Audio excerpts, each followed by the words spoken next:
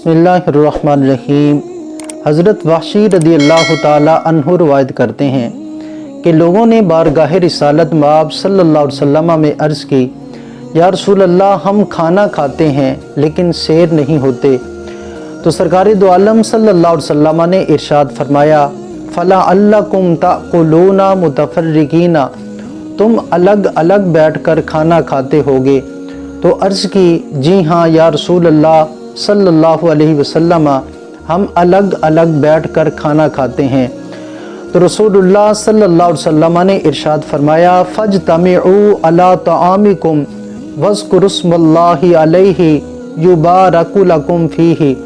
ارشاد فرمایا کہ اکٹھے بیٹھ کر کھانا کھایا کرو اور اللہ کا نام لے کر کھانا کھایا کرو، فرمایا اللہ تعالیٰ اس میں تمہارے لیے برکتیں رکھ دے گا۔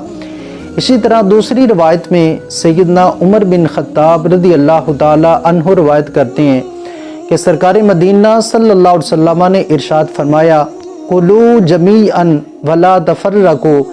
ارشاد فرمایا کہ اکٹھے بیٹھ کے کھانا کھاؤ، الگ الگ مت کھاؤ، فَإِنَّ الْبَرْكَةَ مَعَ الْجَمَاعَةِ۔ ارشاد فرمایا کہ برکت جماعت کے ساتھ ہوتی ہے۔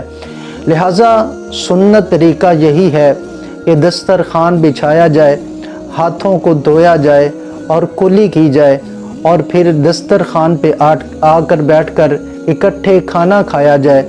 اس میں اللہ تعالیٰ برکتیں رکھ دیتا ہے کہ سارے کے سارے پیٹ بھر کر کھانا کھاتے ہیں اور کھانا کم نہیں ہوتا ہے۔